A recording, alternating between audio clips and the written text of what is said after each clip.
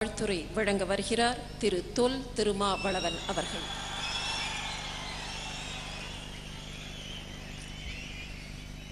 செம்மொழி நாயகர், செந்தமிழ் வேந்தர், சமத்துவ பெரியார் தலைவர் கலைஞர் உள்ளிட்ட தலைவர் பெருமக்களே, கடலென திரண்டிருக்கிற தமிழ் பெருங்குடி மக்களே, உங்கள் அனைவருக்கும் என்னுடைய பணிவார்ந்த வணக்கத்தை தெரிவித்துக் கொள்கிறேன்.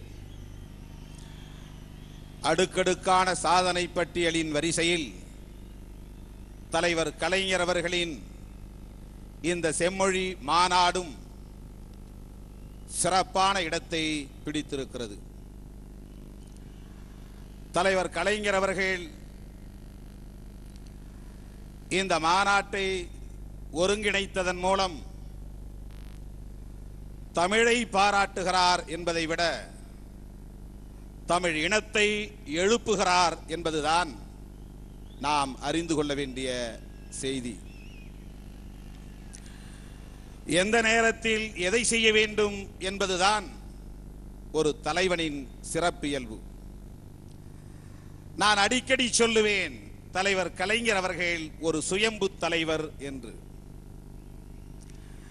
தலைவர் கலைஞர் அவர்கள் பொருத்தமான நேரத்தில் பொருத்தமான ஒரு மாநாட்டை கூட்டியிருக்கிறார். செம்மொழிக்கு சிறப்பு செய்ய அல்ல, செந்தமிழரை எழுப்புவதற்காக. தமிழா தமிழா, நீ நொந்து போகாதே, வெந்து போகாதே. நிலத்தை இழந்திருக்கலாம், களத்தை இழந்திருக்கலாம், நீ இனத்தை இழந்திருக்கலாம், ஆனால் உன் உள்ள உறுதியை இழந்து விடாதே. உன் வரலாற்றை பார், உன் பாரம்பரியத்தை பார், உன் தாய்மொழியின் அருமை பெருமைகளை பார், உன் தாய்மொழியில் இருக்கிற செல்வத்தை பார். நீ சாதாரண பின்னணியை கொண்டவன் அல்ல.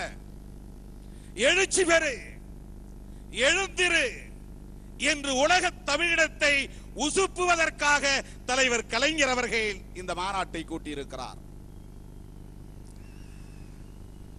தமிழ் ஆட்சி மொழியாக வேண்டும்,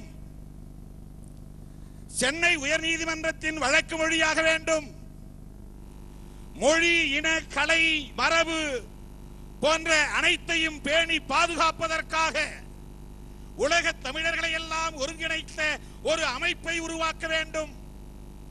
அறிவு சார்ந்த துறைகள் அனைத்திலும் தமிழ் ஏற்றம் பெற வேண்டும்.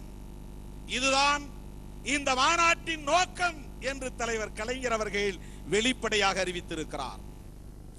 இது வெளிப்படையாக அவர் அறிவித்திருக்கிற நோக்கம். ஆனால் தமிழனின் உணர்வுகள் முனைவழுங்கிவிடக் கூடாது. ஒரு இனம் அழிகிறது என்று சொன்னால் அந்த இனத்தின் ஒற்றுமை சிதைகிறது, சிதைந்திருக்கிறது என்றுதான் பொருள். ஆக தமிழினத்தின் ஒற்றுமையை பாதுகாக்க வேண்டுமானால் தமிழினத்தின் மொழி உணர்வை ஊக்கப்படுத்த வேண்டும், செழுமைப்படுத்த வேண்டும், வளர்த்தெடுக்க வேண்டும். மொழி உணர்வு இருந்தால்தான் இன உணர்வு வளரும். இன உணர்வு இருந்தால்தான் இன ஒற்றுமை மேலோங்கும். இன ஒற்றுமை இருந்தால்தான் இன பாதுகாப்பு உறுதிப்படும். ஆக இனத்தை பாதுகாக்க இன உணர்வு தேவை. இன உணர்வுக்கு மொழி உணர்வு தேவை. மொழி உணர்வுக்கு இத்தகைய மாநாடுகள் தேவை. ஆகவேதான் தலைவர் கலைஞர் அவர்கள் சுயம்பு தலைவர். எதை எந்த நேரத்தில் செய்ய வேண்டுமோ அதை அந்த நேரத்தில் செய்யக்கூடியவர். எதை வெளிப்படையாக சொல்ல வேண்டுமோ அதை வெளிப்படையாக சொல்லக்கூடியவர். எதை சொல்லக்கூடிய முறையில் சொல்ல வேண்டுமோ அப்படி சொல்லக்கூடிய ஆற்றல் வாய்ந்த தலைவர். தலைவர் கலைஞர் அவர்களின் இந்த மாநாட்டை நான் ஒரு மாநாடு என்று சொல்லுவதை விட, செம்மொழி திருவிழா என்று சொல்லுவதை விட, கலைஞரின் படைப்பிலக்கியங்களிலே ஒன்றாக சேர்க்கப்படக்கூடிய ஒரு காட்சி என்று நான் இதை கருதுகிறேன். கலைஞரின் சங்கத்தமிழை போல, கலைஞரின் குரலோவியத்தை போல, கலைஞரின் தொல்காப்பிய பூங்காவை போல, கலைஞரின் செம்மொழி கோவை என்று இந்த மாநாட்டை நாம் அழைக்கலாம். கலைஞரின் செந்தமிழராற்று படை செந்தமிழ் இனத்தை ஆற்றுப்படுத்துகிற ஒரு காவியமாக இந்த மாநாட்டை தலைவர் கலைஞர் அவர்கள் நடத்தி கொண்டிருக்கிறார். இந்த காவியத்தில், இந்த சிற்றிலக்கியத்தில், கலைஞரின் இந்த படைப்பிலக்கியத்தில் நாமெல்லாம் கதை மாந்தர்கள், சில நிமிடங்கள் வந்து போகிற கதை மாந்தர்கள். ஆக ஒரு காவியமாய், ஒரு படைப்பிலக்கியமாய் இந்த மாநாட்டை தலைவர் கலைஞர் அவர்கள் நடத்தி கொண்டிருக்கிறார். செம்மொழி என்று இந்திய அரசு இதனை ஏற்றுக்கொண்டிருக்கிறது.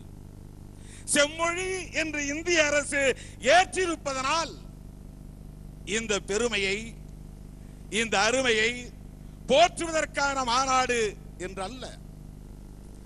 ஒரு மரமோ செடியோ பூக்கும், அந்த பூ காய்க்கும், அந்த காய் பழுக்கும். பழுத்ததை பழம் என்று சொல்லுவது ஒரு இயங்கியல் போக்கு, பரிணாம வளர்ச்சியின் ஒரு இயங்கியல் போக்கு. அந்த பழத்தை பழம் என்று அறிவிப்பதை போல்தான் தமிழை செம்மொழி என்று இந்திய அரசு அறிவித்திருக்கிறது. இது தானாய் பூத்து காய்த்து கனிந்திருக்கிற கனிமொழி இந்த தமிழ் மொழி.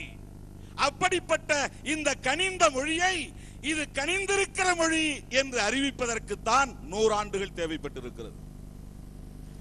பரிதிமார் கலைஞர், சூரிய நாராயண சாஸ்திரி என்கிற பரிதிமார் கலைஞர் காலத்திலிருந்து தொடங்கி 100 ஆண்டுகள், மறைமலை அடிகளார், தேவநேய பாவாணர், அந்த வரிசையிலே இன்றைக்கு தலைவர் கலைஞர் என்று 100 ஆண்டுகள் போராடிய பிறகு இந்திய அரசு தமிழை செம்மொழி என்று அங்கீகரித்திருக்கிறது. ஆக தமிழ் செம்மொழியானது என்கிற பெருமையை தாண்டி தமிழை ஆட்சி மொழியாக்க வேண்டும். மாநாட்டின் நோக்கத்தில் முதன்மையாக தலைவர் கலைஞர் அவர்கள் குறிப்பிட்டிருக்கிற செய்தி இது. கவிஞர் யாத்த மொழி, கவிதைகள் கொஞ்சும் மொழி, கருத்தாலும் கவின் வளர்த்தாலும் கடலென பறந்து கிடக்கும் மொழி, என் உயிருடன் வாழ்வுடன் கலந்த மொழி அந்த தமிழ் மொழி. எதற்கும் மற்றதற்கும் தாழாத வகையில் ஆட்சி மொழி என்கிற தகுதி தரப்படும் வரையில் அமைதி பெற மாட்டேன் என்று சொன்னவர் தலைவர் கலைஞர் அவர்களின் பெருந்தகை பேராசான் பேரறிஞர் அண்ணா. நாடாளுமன்றத்திலே உரையாற்றுகிற போது பேரறிஞர் அண்ணா அவர்கள் குறிப்பிட்ட செய்தி இது. மற்ற எதற்கும் தாழாத வகையில் என் தமிழ் மொழி ஆட்சி மொழி என்கிற தகுதியை பெறுகிற வரையில் அமைதி பெற மாட்டேன். மாநிலங்களவையிலே பேரறிஞர் அண்ணா பேசிய பேச்சு, அதைத்தான் இன்றைக்கு உறுதிமொழியாய் தலைவர் கலைஞர் அவர்கள் இந்த மாநாட்டின் மூலம் ஏற்றிருக்கிறார்.